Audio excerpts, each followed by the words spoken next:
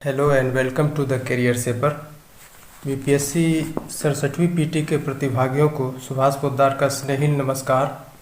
Career shaper पर शैक्षिक channel आपके लिए ही समर्पित है और ऑब्जेक्टिव प्रश्नों का संग्रह गहन छानबीन के बाद ही सृजित किया जाता है।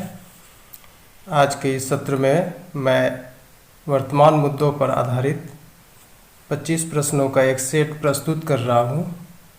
आपसे अपेक्षा करता हूं कि इस दृष्ट श्रव्य कार्यक्रम से आप अवश्य लाभ उठाएंगे।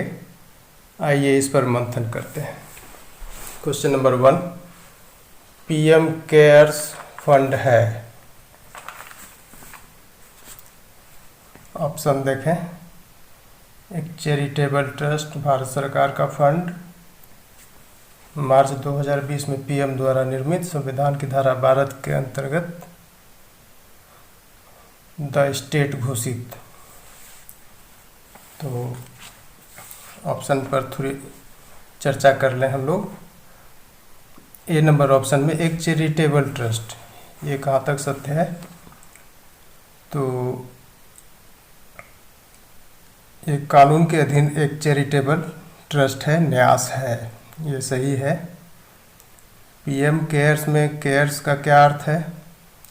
Citizen assistance and relief in emergency situation, cares हुआ। तो ऑप्शन ए सही है, एक चैरिटेबल ट्रस्ट है। बी देखें, भारत सरकार का फंड, ये गलत है। दिल्ली हाई कोर्ट ने अभी हाल फिलहाल में ही कहा कि इस ट्रस्ट की निधि यानी फंड भारत सरकार की निधि नहीं है और इसका पैसा भारत की संचित निधि में नहीं जाता है। तो ऑप्शन बी गलत हुआ। सी देखें, मार्च 2020 में पीएम द्वारा निर्मित, ये सही है। पीएम केयर्स फंड प्रधानमंत्री द्वारा मार्च 2020 में कोविड-19 महामारी के सहायतार्थ बनाया गया था, जिसके न्यासी यानी ट्रस्टी पीएम तथा गृह रक्षा एवं वित्त मंत्री हैं। तो सी नंबर सही है। डी देखें, संविधान की धारा 12 के अंतर्गत द स्टेट घोषित।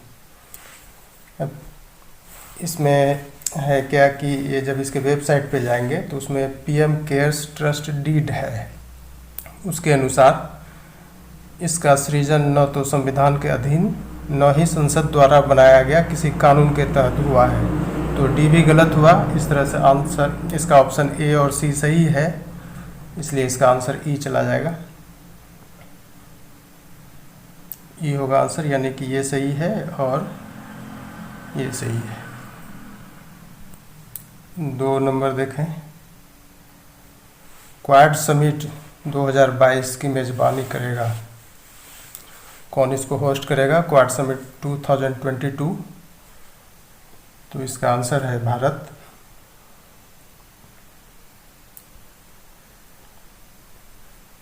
भारत इसका मेज़बानी करने जा रहा है।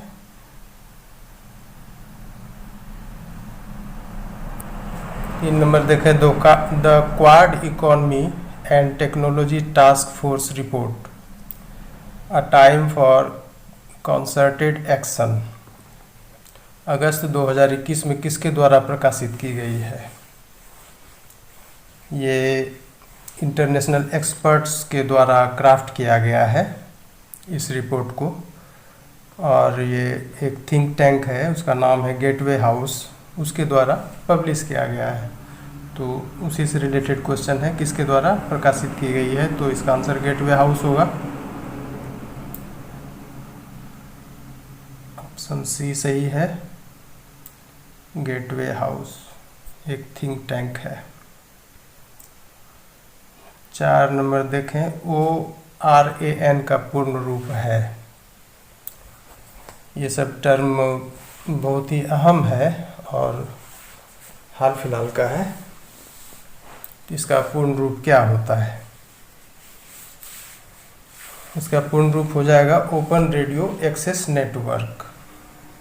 ऑप्शन ए सही है। और ये है क्या चीज़, पहले सही कर लें। ऑप्शन ए सही है, ओपन रेडियो एक्सेस नेटवर्क। अब देखिए ये है क्या चीज़, ये है क्या कि पश्चिम में अलग अलग वेंडरों द्वारा प्रदत्त 5G टेक्नोलॉजीज के इंटरऑपरेबिलिटी यानी अंतर संचालन को फायदा पहुंचाने वाला एक नेटवर्क है। तो ये सही हो गया इसका। 5 नंबर देखें, जॉन केरी अमेरिकी राष्ट्रपति के विशेष दूत हैं। अब ये पता लगाना है कि इनको किस क्षेत्र का प्रभार दिया गया है। Special envoy of US president John Kerry को क्या रिस्पॉन्सिबिलिटी दी गई है, तो इनको जलवायु का विशेष दूत बनाया गया है। और ये सितंबर 2021 तक भारत की 2 बार यात्रा भी कर चुके हैं। जलवायु से रिलेटेड जानकारी लेने के लिए भारत का जो लेटेस्ट डेवलपमेंट है, तो ये जलवायु से रिलेटेड है ये विशेष दूत। 5 का सी हो जाएगा।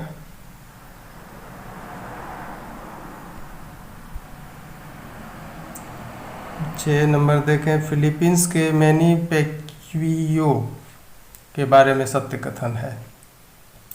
ये पर्सनालिटी से रिलेटेड क्वेश्चन है और ये इंटरनेशनल अफेयर्स के अंतर्गत आता है।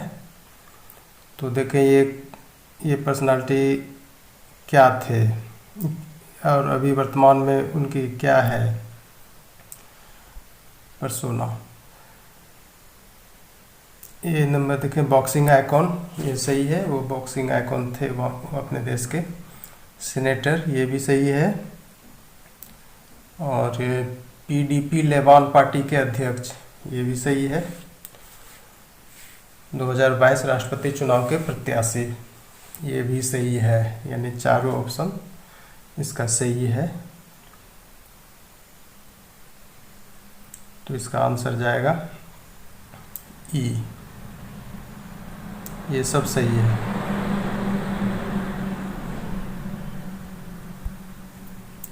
7 नंबर देखें, TARP का पूर्ण रूप है। TARP ये क्या होता है? ये है ट्रबल्ड एसेट्स रिलीफ प्रोग्राम।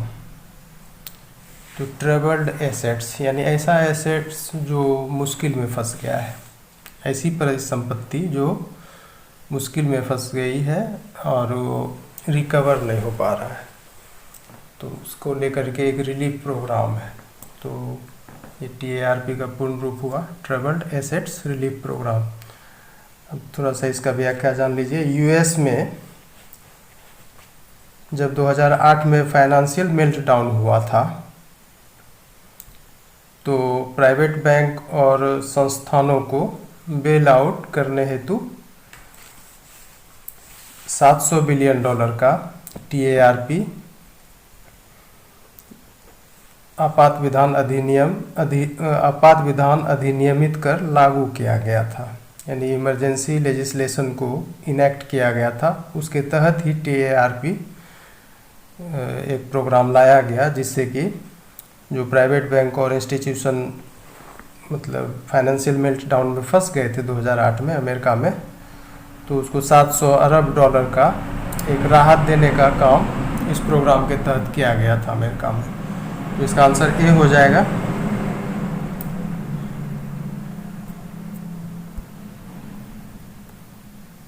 ये अमेरिकी मंदी से जुड़ा हुआ प्रश्न है। 2008 में जो वहाँ पर रिसेशन आया था, उसी से जुड़ा हुआ प्रश्न था। 8 नंबर देखें, भारत का सबसे लंबा चलने वाला सशस्त्र विद्रोह माना जाता है। ये लॉन्गेस्ट रनिंग इंसर्जेंसी भारत में माना जाता है नागा आंदोलन को। तो इसका आंसर सी हो जाएगा। 9 नंबर देखें, इससे ही जुड़ा हुआ प्रश्न है। केंद्र ने सबसे बड़ी नागा विद्रोही समूह NSCN-IM के साथ युद्ध विराम समझौता पर हस्ताक्षर किया। NSCN-IM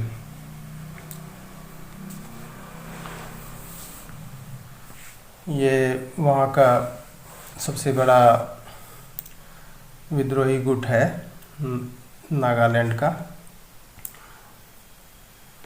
और सेंटर उसके साथ सीज फायर का एग्रीमेंट करता है, किया था। तो ये कब किया था? ये काम हुआ था 1997 में,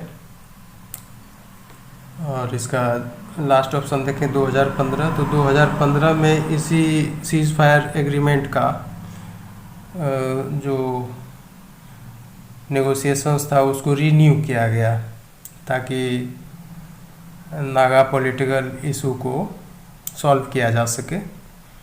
और ये भारत सरकार और NSCN-IM के बीच हुआ। तो 2015 में 1997 का ही रिन्यूअल हुआ। तो ये क्वेश्चन है कि समझो हस्ताक्षर कब किया था? तो 97 में। तो आंसर बी हो जाएगा इसका।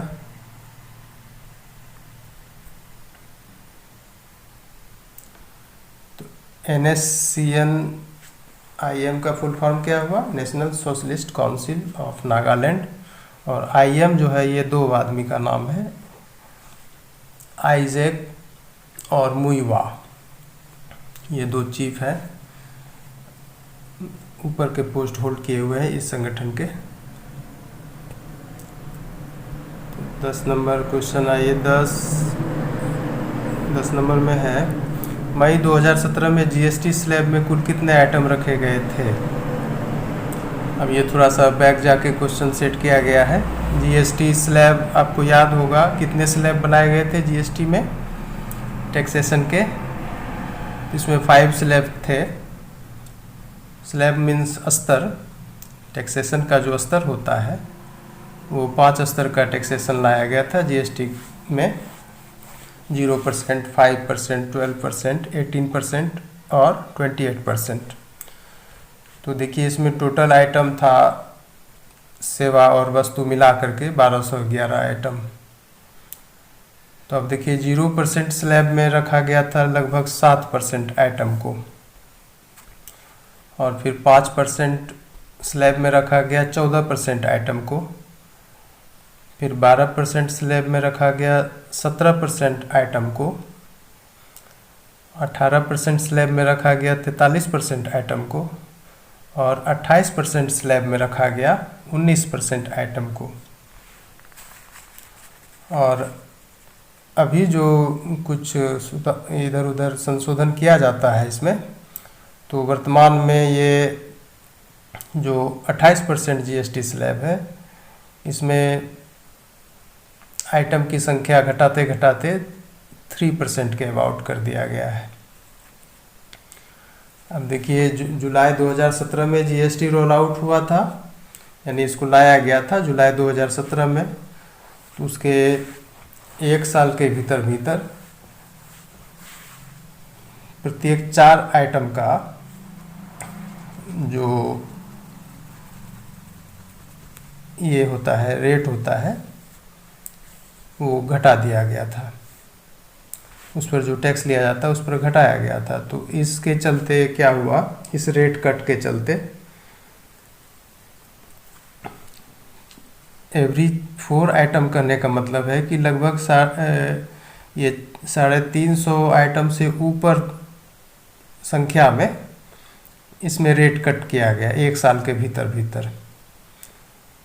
तो और ये 5 स्लैब में किया गया, 0 से 28% तक जो 5 स्लैब है उसमें टोटल 350 आइटम या उससे ऊपर का रेट कट किया गया 1 साल के भीतर।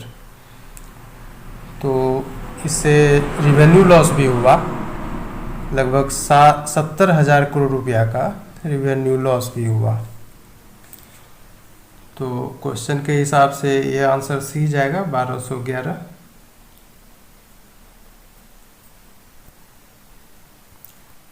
इलेवन नंबर देखें, सुब्रमण्यन कमेटी अनुशंसा के अनुसार भारित औसत प्रभावी GST दर था।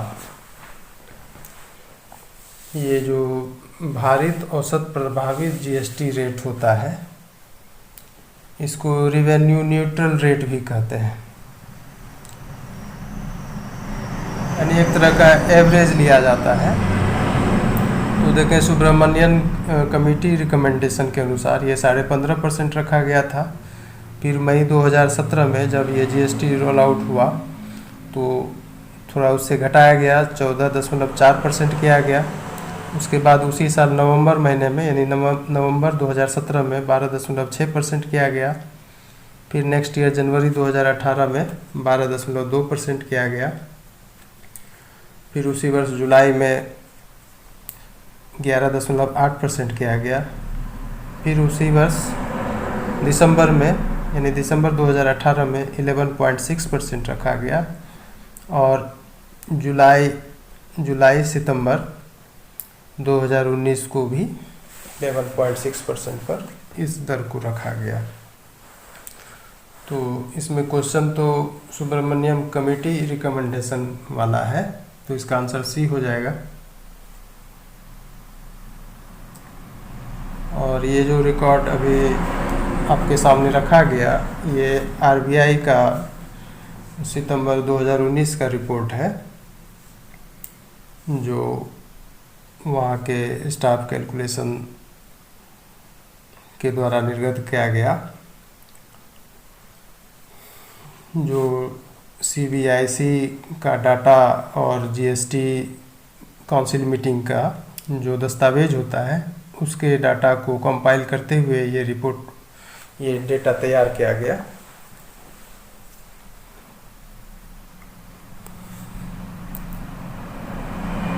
बारह नंबर देखें, ई श्रम पोर्टल। ई श्रम पोर्टल के बारे में आप लोग जान रहे हैं, इसकी शुरुआत कब की गई? ये भारत का पहला राष्ट्रीय डाटाबेस था। किस चीज़ पर? अनऑर्गेनाइज्ड वर्कर्स पर, यानी असंगठित क्षेत्र के मजदूरों का एक डाटाबेस बनाया गया राष्ट्रीय स्तर पर, और ये पहली बार ऐसा हुआ। और ये 20 सितंबर 2021 तक 1 करोड़ से ऊपर वर्कर्स इसमें रजिस्टर्ड हो चुके हैं। ये श्रम मंत्रालय का ये डेटा है। तो देखें क्वेश्चन है, ई श्रम पोर्टल की शुरुआत कब की गई? तो ये शुरुआत 26 अगस्त 2021 को किया गया। बहुत ही करंट क्वेश्चन है, 26 अगस्त 2021। आंसर डी हो जाएगा।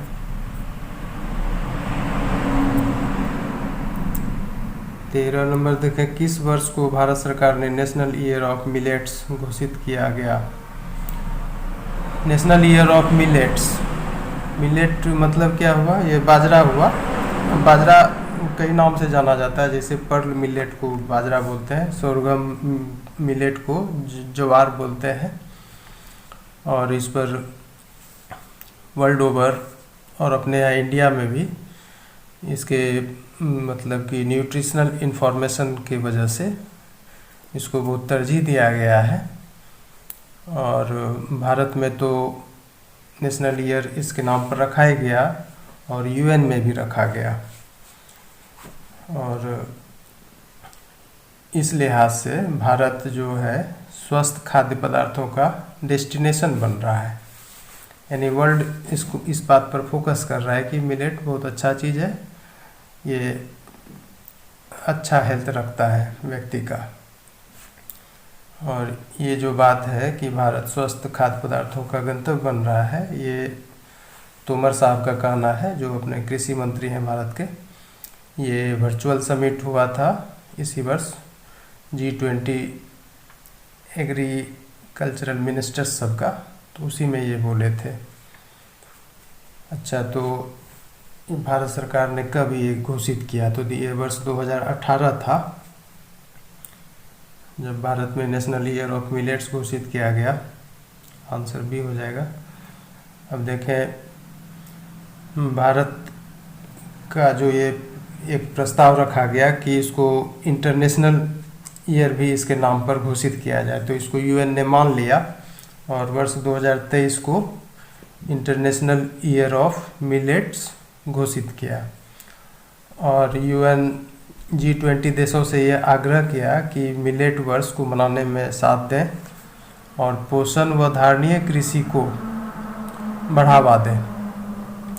धारणीय कृषि यानी सस्टेनेबल एग्रीकल्चर, जो बायो फोर्टिफाइड जो आजकल अनाज उपजाया जाता है उस तरीके से, वो धारणीय कृषि कहलाता है। तो इसका आंसर बी हो जाएगा। 14 नंबर देखें, सशक्त प्रौद्योगिकी समूह ETG, एम्पावर्ड टेक्नोलॉजी ग्रुप में शामिल होते हैं। इस ग्रुप में कौन कौन शामिल होते हैं? तो देखें इसमें ये सबसे पहले तो ये प्रिंसिपल साइंटिफिक एडवाइज़र भारत सरकार का, इनके नेतृत्व में ये ग्रुप चलता है ETG। और इसमें जो चेयरमैन शामिल होते हैं वो एटॉमिक एनर्जी कमीशन के, स्पेस कमीशन के और DRDO के। और फिर इसमें सेक्रेटरी भी शामिल होते हैं, वो ministry of electronics and IT और DOST यानी department of science and technology, इनके सचिव भी शामिल होते हैं। तो आप इसमें मिलाइए, चेयरमैन AEC यानी एटॉमिक एनर्जी कमीशन, ये सही है। चेयरमैन स्पेस कमीशन, ये भी सही है। चेयरमैन DRDO, ये भी सही है। सचिव DOST, ये भी सही है। तो चारों ऑप्शन सही हुआ, आंसर ई चला जाएगा। ये सब सही है।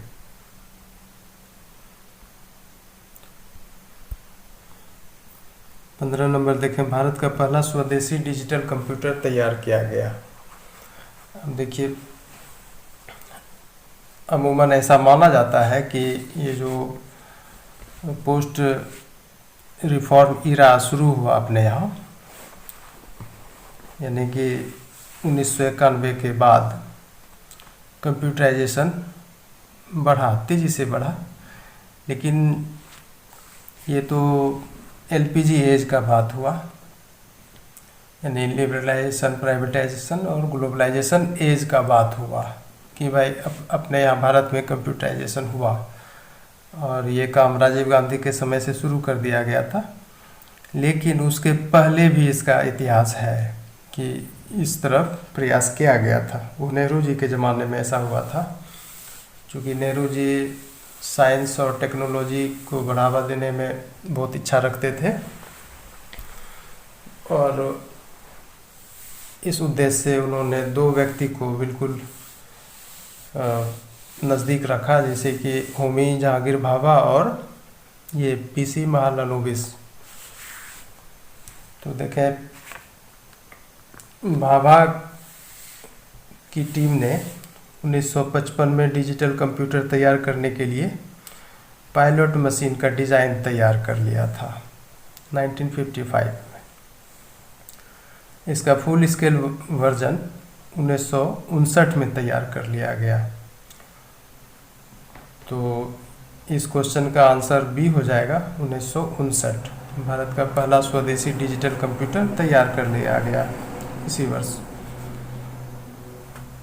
अब देखें, इसको चालू कब किया गया? औपचारिक रूप से फरवरी 1960 में इसको चालू किया गया, डिजिटल कंप्यूटर मशीन को। और फिर 1962 में 15 जनवरी को पंडित नेहरू ने इसका नाम TIFR AC रखा। TIFR तो संस्थान का नाम है, Tata institute of fundamental research, और AC जो है ऑटोमेटिक कैलकुलेटर के लिए हुआ। तो ऐसा नाम रखा नेहरू जी ने। अब देखें, इसका थोड़ा सा और बैक में अगर जाइएगा तो PC महालनोबिस का भी इसमें बहुत योगदान था। ऐसा हुआ कि जब अकाल के बाद बंगाल में धान की फसल का अनुमान लगाने को उनसे कहा गया, जिम्मेदारी दी गई उन पर सरकार के द्वारा, तो महालनोबिस साहब को कंप्यूटिंग मशीनों की ज़रूरत पड़ी। तो उसके लिए 1952 में तो कलकत्ता में इंडियन स्टैटिस्टिकल इंस्टीट्यूट की स्थापना की गई इन्हीं के द्वारा। और पहली बार वहाँ मैकेनिकल डेस्क कैलकुलेटर की शुरुआत की गई। अब देखिए 1953 में भारत को अपना पहला स्वदेशी एनालॉग कंप्यूटर मिला। इसके लिए महालनोबिस ने इलेक्ट्रॉनिक कंप्यूटर लैब की स्थापना की थी। और महालनोबिस के मार्गदर्शन में ये जो संस्थान है ISI यानी इंडियन स्टैटिस्टिकल इंस्टीट्यूट ने इस दिशा में काम करने हेतु जादवपुर यूनिवर्सिटी का सहयोग भी लिया था। ये भारत का पहला स्वदेशी डिजिटल कंप्यूटर तैयार किया गया 1959 में। बी नंबर सही है। 16 देखें, RBI द्वारा पहली बार कितनी कंपनियों को स्मॉल फाइनेंस बैंक का लाइसेंस दिया? RBI द्वारा ये काम पहली बार किया गया। तो ऐसी 10 कंपनियां थी जिसको लाइसेंस दिया गया। अब एज फॉर एग्जांपल देखें, जैसे इक्विटास जिसके MD PN वासुदेवन है। तो ये जो 10 कंपनियों को इस तरह का लाइसेंस दिया गया है SFB का यानी स्मॉल फाइनेंस बैंक का, तो ये बहुत ही ठोस आधार रख रहा है माइक्रो फाइनेंसिंग के क्षेत्र में। जैसे इक्विटास के MD का कहना है कि अगर भारत को $5 ट्रिलियन का इकोनॉमी बनना है 2025-26 में, तो ये जो स्मॉल फाइनेंसिंग बैंक है उसका एनुअल इकोनॉमिक ग्रोथ 17% औसतन रखना पड़ेगा। और इस ग्रोथ को हासिल करने के लिए एवरेज में 23 से 25% ग्रोथ रेट बैंकिंग कर्ज के रूप में होना चाहिए। अब दूसरा एग्जांपल देखें, जन SFB नाम है जिसके MD और CEO अजय कंवल है। इनका कहना है कि 99% से अधिक लोन का जो आकार है वो 25 लाख रुपये से छोटा है। कहने का मतलब माइक्रो फाइनेंसिंग की आवश्यकता इस देश में ज़्यादा है। और देखें तीसरा example, Maharashtra MIN micro finance institution network MIN ये नाम है SFB का। इसके CEO आलोक मिश्रा है। तो इस तरह से 10 कंपनी ऐसी है जिसको SFB का दर्जा लाइसेंस दिया है RBI ने। तो इसका एम क्या रहा RBI के नज़र में? जो रिमोट एरियाज़ में रहने वाले वंचित लोग हैं या फिर असंगठित क्षेत्र के कामगार हैं और ग्रामीण वासी हैं, उसके पहुंच तक बैंकिंग सेवा को ले जाना है। तो इस लिहाज से इसका सोच रखा गया SFB बनाने का और 10 कंपनियों को लाइसेंस दिया गया था। अब देखें इधर जो डिस्प्यूटेड ये Punjab and Maharashtra cooperative bank था, उसको भी एक SFB में ट्रांसफ़र कर दिया गया है RBI के द्वारा। एक गठजोड़ बना है इसका सेंट्रल फाइनेंशियल सर्विसेज और भारत पे का। तो इस बैंक को, Punjab and Maharashtra cooperative bank को, उसी को ट्रांसफ़र कर दिया गया है। तो इस तरह से इसका आंसर क्या हो जाएगा? 10 हो जाएगा 16 का। 17 नंबर देखें, टेलीकॉम रिफॉर्म में AGR एवं SUC भुगतानों पर कितने वर्ष के मोरेटोरियम की घोषणा की गई? ये अच्छा क्वेश्चन है। बजट से कह लीजिए या फिर इकोनॉमी से कह लीजिए, ये क्वेश्चन बढ़िया है। AGR का क्या मतलब होता है? Adjusted gross revenue, AGR। SUC क्या हुआ? Spectrum usage charge. देखिए इसके लिए 2021 के लिए बजटीय अनुमान रखा गया 53,988 करोड़ रुपया का। मोरेटोरियम क्या होता है?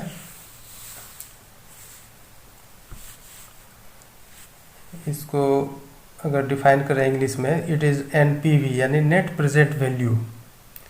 इट इज़ एनपीवी प्रोटेक्टेड, यानी एनपीवी से इसका बचाव किया जाता है। मोरेटोरियम जब लगाया जाता है तो ये एनपीवी प्रोटेक्टेड हो जाता है at its on internal rate of return. अपने आंतरिक जो ये होता है रेट ऑफ रिटर्न होता है, मतलब जो पुनर्भुगतान होता है उसका रेट जो होता है किसी कंपनी के अंदर, उस पर ये एनपीवी से प्रोटेक्टेड होता है जब मोरेटोरियम लाया जाता है। तो ये 4 साल के लिए ऐसा किया गया टेलीकॉम रिफॉर्म के तहत। एजीआर और एसयूसी ये पेमेंट है, एजीआर और एसयूसी जो टेलीकॉम कंपनीज को करना पड़ता है। तो इन भुगतानों पर मोरेटोरियम की घोषणा सरकार के द्वारा की गई थी, तो वो 4 वर्ष के लिए हुआ। तो आंसर इसका सी हो जाएगा, 4 ईयर।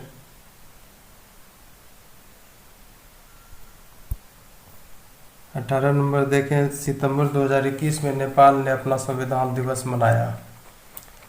इस वर्ष नेपाल का संविधान दिवस मनाया गया सितंबर महीने में, तो ये 7वां था। आंसर इसका सी हो जाएगा। अब देखिए इस सेलिब्रेशन में गवर्नमेंट को विरोध भी झेलना पड़ा, विरोध प्रदर्शन भी हुए। पहला प्रदर्शन तो हुआ इस बात को लेकर के कि 1991 के संविधान को फिर से लागू किया जाए, जिसमें संवैधानिक राजशाही की व्यवस्था है, यानी कॉन्स्टिट्यूशनल मोनार्की की जो व्यवस्था है 1991 के संविधान में, उसको फिर से लागू करने की मांग की गई। ऐसा विरोध हुआ था, प्रदर्शन हुआ इस डेट में। तो उसमें राजा ज्ञानेंद्र, रानी कोमल की तस्वीर को लहराया गया और राष्ट्रीय झंडा का भी तस्वीर लहराया गया, लेकिन जो वर्तमान संविधान है उसको जलाया गया। इस तरह से प्रदर्शन किया गया, विरोध प्रदर्शन। दूसरा है प्रदर्शन काठमांडू में हुआ, बृहत नागरिक समाज द्वारा वर्तमान संविधान में संशोधन की मांग की गई, यह सुनिश्चित करने के लिए कि नेपाल के अंदर जो विभिन्न जातीय समूह है यानी एथनिक ग्रुप्स हैं, उनको आइडेंटिफाई किया जाए और उनको राइट दिया जाए, उसकी पहचान एवं अधिकार की रक्षा की जाए उसकी। तो इसका आंसर सी हो जाएगा, 7वां। 19 नंबर देखें, नोवल कोरोना वायरस के रोग लक्षण है। नोवल कोरोना वायरस तो बिल्कुल ही छाया रहा आज लगभग 1.5 साल से, पूरी दुनिया जान गई इस वायरस को। तो देखें इसके लक्षण क्या है, क्वेश्चन आ सकता है इस सब पर। तो देखें पहला खांसी एवं सर्दी, ये तो होगा नहीं, ये एलर्जी का लक्षण है। बी नंबर देखें खांसी एवं सर्दी के साथ बुखार, ये फ्लू का लक्षण है, इसलिए ये भी नहीं होगा। सी डायरिया तो होगा नहीं। डी देखें खांसी के साथ बुखार और सांस लेने में तकलीफ, यही इसका रोग लक्षण है। ये जब हो जाए यानी इस तरह का जब होता है लक्षण सामने आता है तो ये इसको न्यूमोनिक फीवर भी बोलते हैं।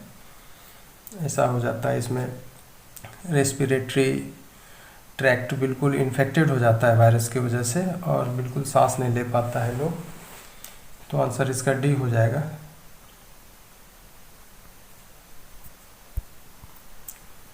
20 नंबर देखें, नोवल कोरोना वायरस संक्रमण के कितने दिन बाद बुखार आता है। ये है 2 से 10 दिन होगा इसका आंसर, 20 का सी। ऐसे मोटा मोटी ये माना जाता है कि 2 हफ्ते के अंदर अंदर ये अपना वायरस का इन्फेक्शन जो है वो खुलकर सामने आ जाता है, लेकिन फीवर जो आएगा वो 2 से 10 दिन में। आंसर इसका सी हो जाएगा। 21 नंबर देखें, नोवल कोरोना वायरस से संक्रमित व्यक्ति अगर स्विमिंग पूल का इस्तेमाल करता है तो दूसरा स्वस्थ व्यक्ति उसी स्विमिंग पूल में क्या होगा, उसके साथ संक्रमण की स्थिति कैसी रहेगी। अब देखें, संक्रमित होगा, संक्रमित नहीं होगा, दम घुटने से मर जाएगा, तुरंत खांसने लगेगा, तो आंसर बी होगा इसका, संक्रमित नहीं होगा। अब देखें क्यों नहीं होगा, क्योंकि यह एक ड्रॉपलेट संक्रमण है और इसे सांस के द्वारा अंदर लेने से रोग होता है। स्विमिंग पूल में जो जिसका वाटर क्लोरीनेटेड रहता है, यानी कि उसमें क्लोरीन उपस्थित रहता है, उसकी वजह से वायरस इनएक्टिव हो जाता है, अक्रिय हो जाता है। तो जो स्वस्थ व्यक्ति उसमें जाएगा तो वो संक्रमित नहीं होगा। बी नंबर होगा इसका आंसर। 22 नंबर देखें, नोवल कोरोना वायरस से सुरक्षा प्रदान करता है। अब देखिए ये सब चीज़ है, न्यूमोकोकल वैक्सीन, HIV वैक्सीन, ये दोनों वैक्सीन जो है ये न्यूमोनिया का वैक्सीन है, न्यूमोनिया के टीके हैं।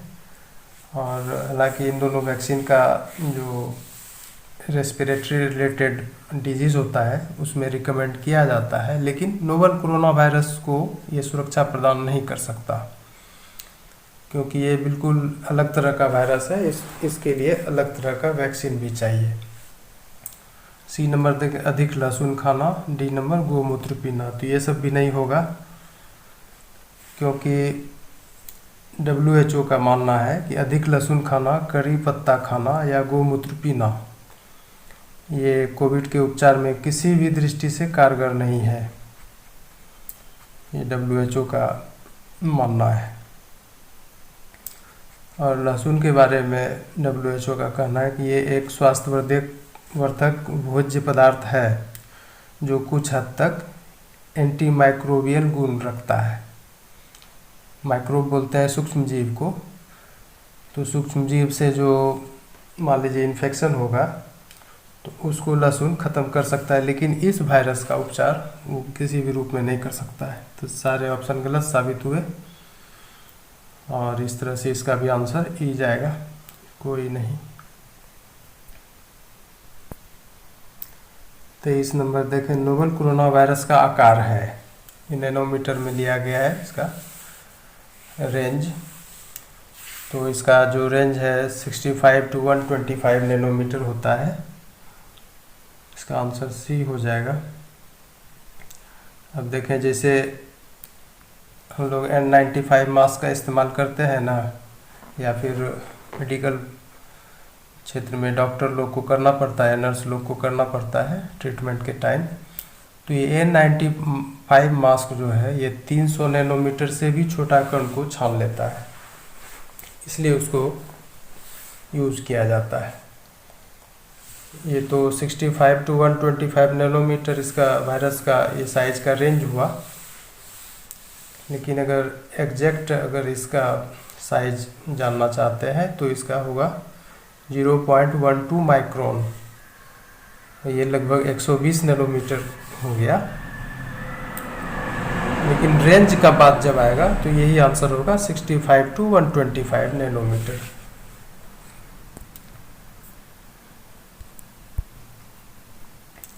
चौबीस नंबर देखें, सार्स कोरोना वायरस 2।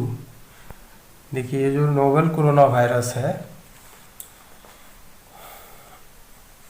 इसको सार्स कोरोना वायरस 2 भी कहते हैं। सार्स कोव 2 या nCoV एक ही चीज़ है। तो ये विषाणु कण होते हैं।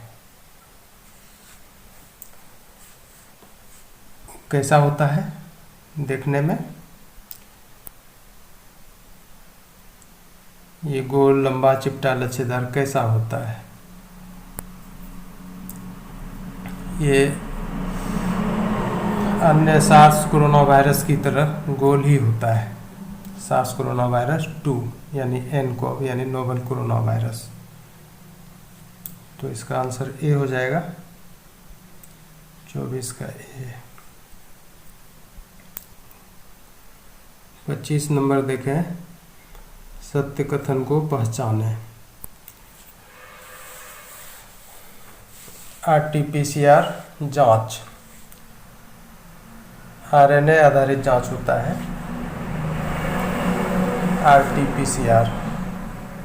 RT-PCR का नाम आप लोग बिल्कुल सुने होंगे, बिल्कुल कॉमन टाइप का ये चीज़ बन चुका है, RT-PCR टेस्ट। तो ये कैसा टेस्ट होता है?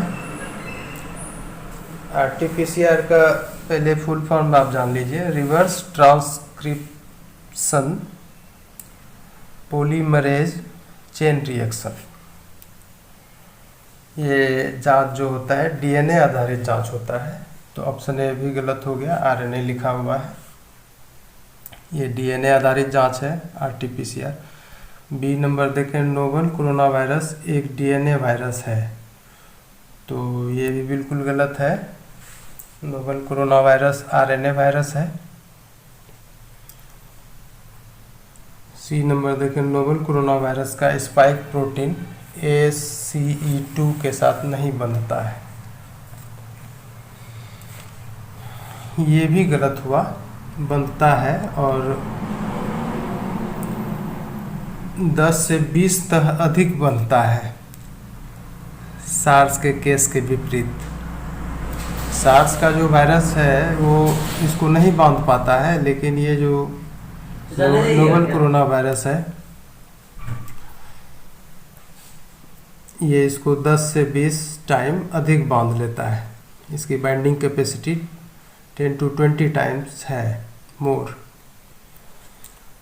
तो ये ACE2 क्या होता है? ये एक सेलुलर रिसेप्टर है जो मानव कोशिकाओं में एंट्री पॉइंट की तरह काम करता है। ACE2 का फुल फॉर्म जान लीजिए, angiotensin converting enzyme 2। D number देखें, तो सी भी गलत हुआ। डी देखें, सार्स कोरोना वायरस 2 के प्रोटीन मशरूम आकृति के होते हैं, ये सही है डी नंबर।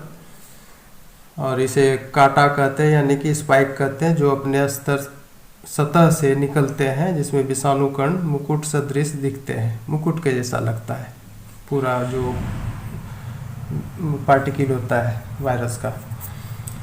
ये काटा स्पाइक मानव कोशिका में बंध जाता है और विस्तृत हो जाता है, जिससे वायरस कोशिका के अंदर प्रवेश करने में सफल हो जाता है। इसे स्पाइक ग्लाइकोप्रोटीन कहते हैं, इस प्रोटीन को। तो इस तरह से आंसर इसका डी सही होता है। तो इस तरह से 25 प्रश्नों का सेट संपन्न होता है विश्लेषण के साथ। आगे और भी वीडियो लाया जाएगा और आप इसे वॉच करें और लाभान्वित हों और एग्ज़ाम में अच्छा परफॉर्म करें। Okay, good night.